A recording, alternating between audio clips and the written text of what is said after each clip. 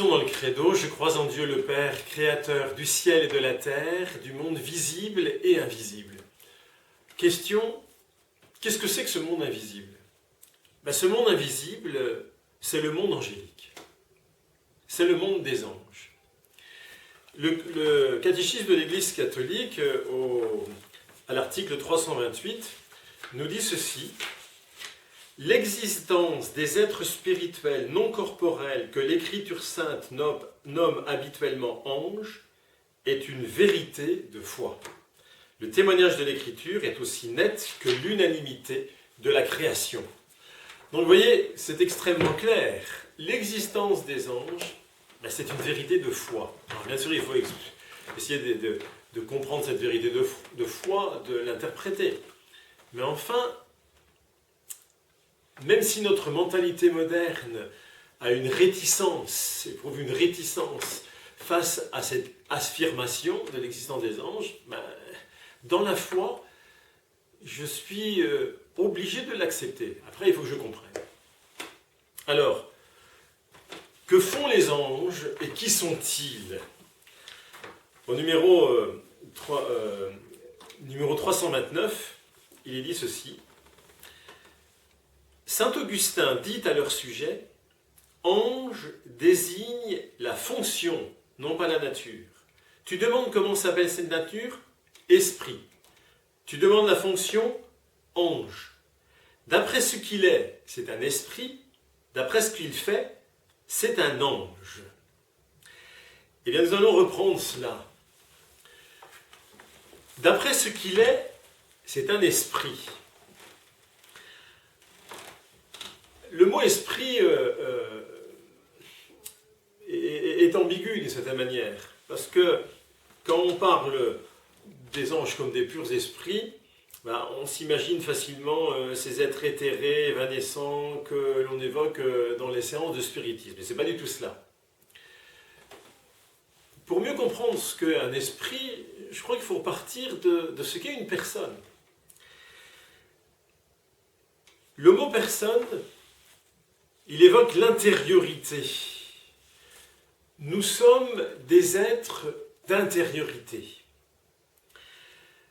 La personne humaine, ce qui constitue sa personne, c'est le plus profond d'elle-même.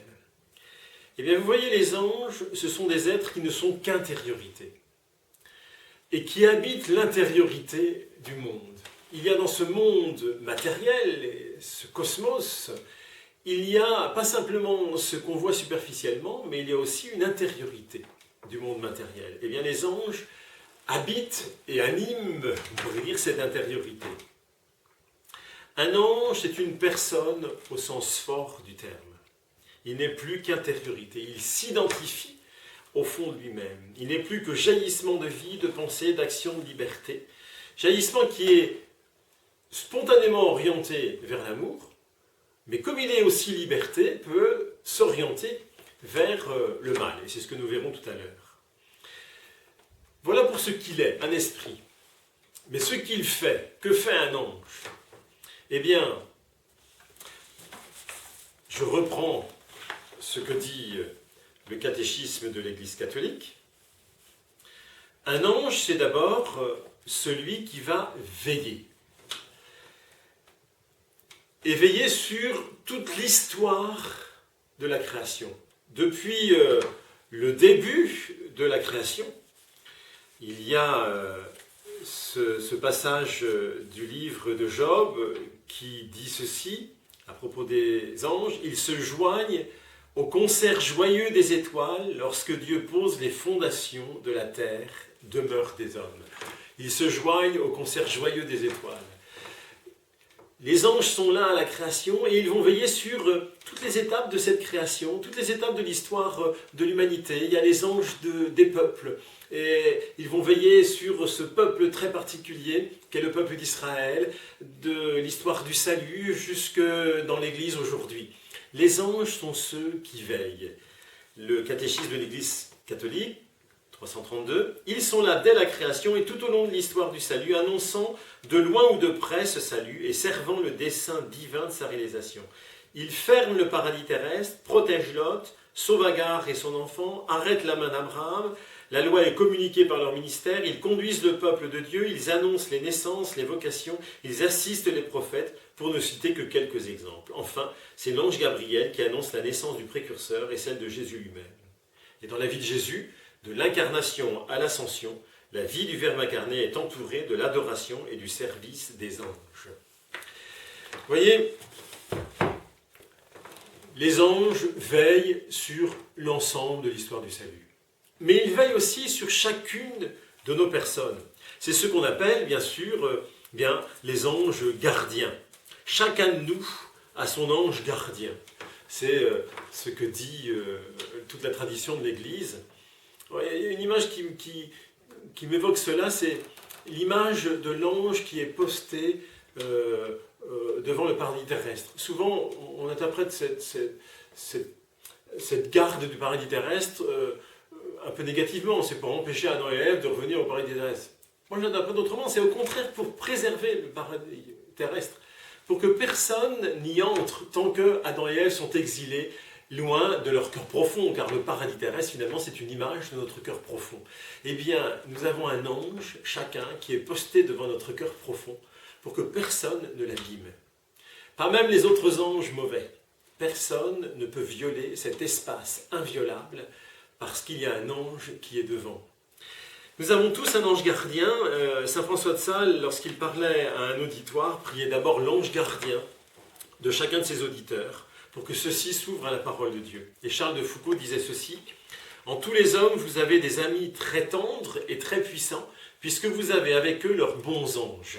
Soyez donc tout miel et toute tendresse, toute paix dans vos pensées. » Vous voyez, il ne faut pas dédaigner ces anges. Le Padre Pio, on le sait, qui communiquait avec ce monde angélique.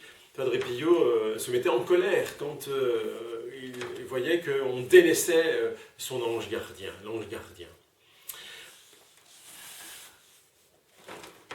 En même temps qu'il faut dire qu'ils sont des veilleurs, tournés vers les hommes pour les accompagner, il faut dire aussi qu'ils sont tout orientés vers Dieu et à la louange de Dieu.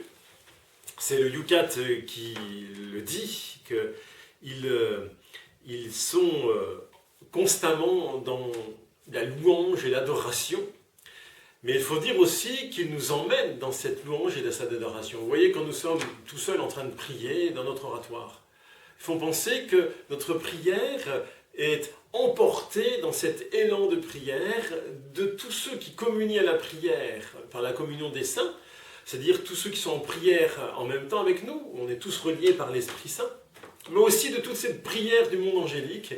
Et ce monde n'est pas un monde qui est déserté, mais qui est pleinement habité par les anges. Et les anges nous environnent de leur prière, ils nous enveloppent de leur prière. Ce monde n'est pas un monde désenchanté, mais au contraire un monde enchanté par les anges. Et bien, vous voyez, ces anges, on le verra un peu plus lorsqu'on parlera du péché originel, on en parlera quand on parlera du baptême, mais parmi ces anges, eh bien, il y en a qui ont dévoyé leur mission et qui, au lieu d'aider à cette lente montée de l'humanité vers Dieu, ont essayé d'entraver ce projet. Il est dit dans le livre de la sagesse que la mort est entrée dans le monde par la jalousie du diable, mais cette jalousie, elle vient de l'orgueil, dit toute la tradition de l'Église. Celui qui était l'ange gardien de la terre est devenu son adversaire, en hébreu Satan, Shatan. Satan, c'est l'adversaire. Pourquoi ? La tradition dit il y a eu cet acte d'orgueil des anges qui n'ont pas accepté finalement cette miséricorde de Dieu qui va jusqu'à s'incarner dans cet être inférieur qu'est l'homme, qui n'ont peut-être pas non plus accepté, eux qui sont des intelligences pures, de ne pas pouvoir appréhender totalement le mystère de Dieu qui les dépasse sans cesse. Là, on touche un peu le mystère du monde angélique, on en saura plus quand on sera arrivé là-bas. Eh bien, je vous propose aujourd'hui, comme exercice spirituel, de répondre à cette injonction de Saint Basile qui dit « Prions Dieu, ami de l'homme, pour qu'il nous envoie un ange de paix comme compagnon. » Mais aussi, prions les anges. Prions notre ange gardien aujourd'hui, si nous ne le faisons pas souvent. Ce compagnon de notre route humaine, ce compagnon intime de notre histoire. À demain.